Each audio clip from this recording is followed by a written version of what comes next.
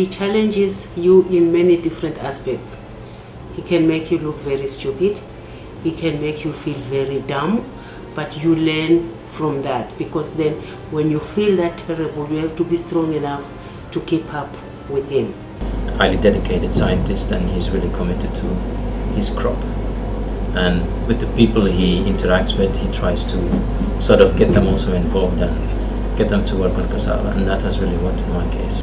A deep sense of commitment to Africa and improving the lives of Africans, which meant that he was ready to go beyond the call of duty and work very hard. He's very, very intelligent, and he's got this drive of always trying to succeed. So he will push you and he will suffice work. You don't have to you don't have any excuse, he's that kind of person that will keep on pushing you and demanding of you. He doesn't care whether you know it or you don't know it, but you have to get the answer.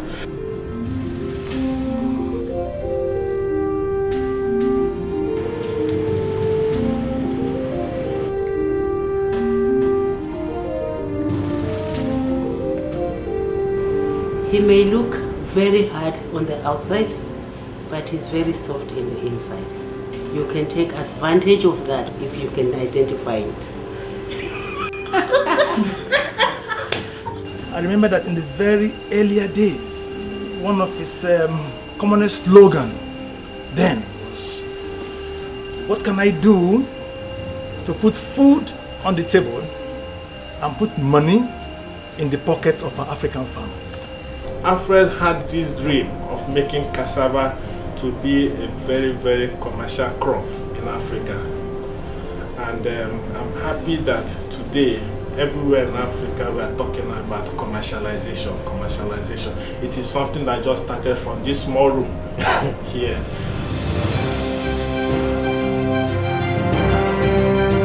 Well, it is my fervent belief that cassava is an appropriate commodity to feature in Africa's economic development. And I also believe that food security is not just a meal on the table, but also money in the pocket. So with these two beliefs, I work on cassava in such a way that the product will generate income as well as providing food. And in making cassava the engine of change for economic development in Africa, we must make it competitive with other imported raw materials.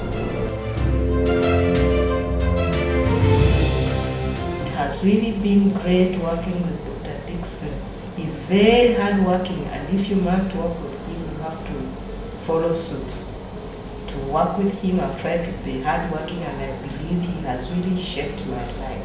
And the first test was, I think I was passing along one of the fields at one time with another colleague. I said, oh, this Alfred Dixon of a chap, look at him, he's already planted his cassava outside there. This was in 1991 when he was actually doing active research. I said, this is too good to be true. I said, okay, let me test him. Next year I will see what happens. Maybe it's a fluke. And the following year I came, and this is the same thing. And then it's the same thing. I said, oh my God, this guy is really well organized and is very efficient. That tells you how serious he takes his subject, his cassava work. I'm from Guinea. He is from Sierra Leone. The technicians who built the machine after my design, they are Nigerians. So he was able to put all this team together to sort out a problem of his own program.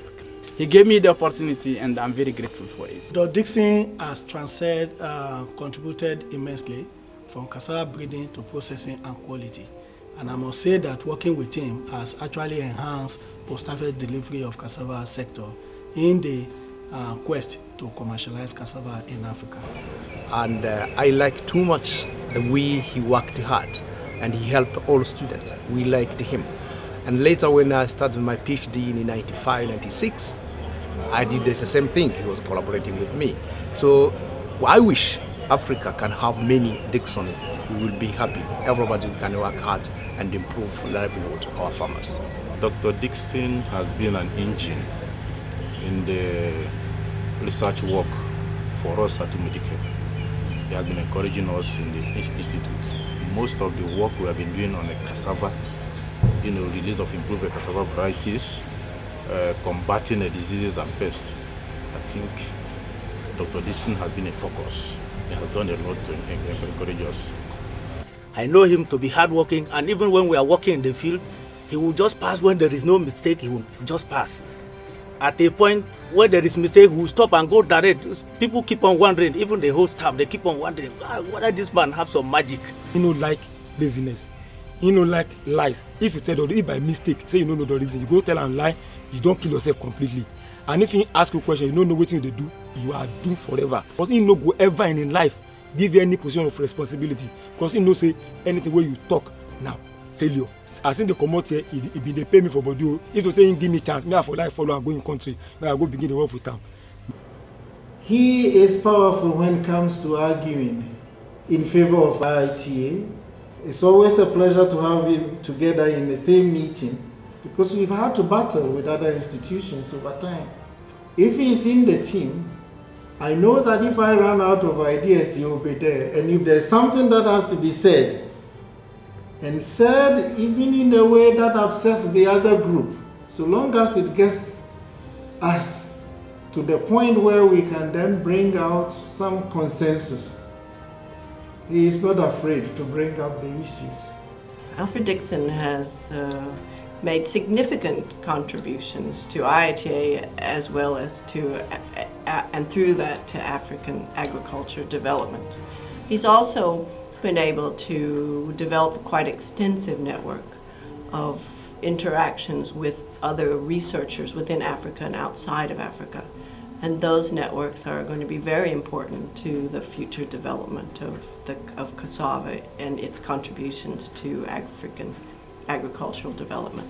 So my feeling is that we will probably see the impacts of Alfred's research here at IITA for the next 10 to 20 years, because the varieties that he has developed and the science, that areas in which he has initiated here, will make a significant contribution to the development of African agriculture and cassava in particular. I would like to say that Alfred Dixon has been the backbone of our institute. Since my arrival, all the move to commercialization would not have been possible without Alfred Dixon. And so I've learned a lot from him. And a lot of the models we're now selling for the whole of Africa were based on the things we did with Alfred.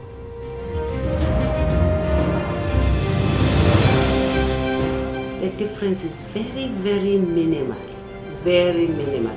Actually, at one point we had to agree that when we are in 400, we are scientists. He does not consider me his wife. I'm just a scientist like him. And then when we go home, we don't discuss work at all.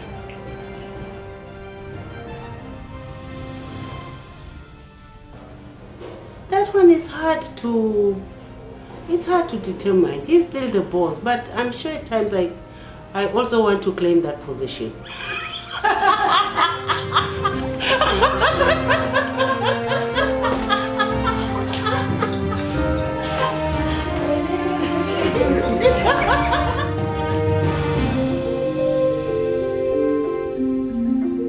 For he's a jolly good fellow, for he's a jolly good fellow, for he's a jolly good fellow.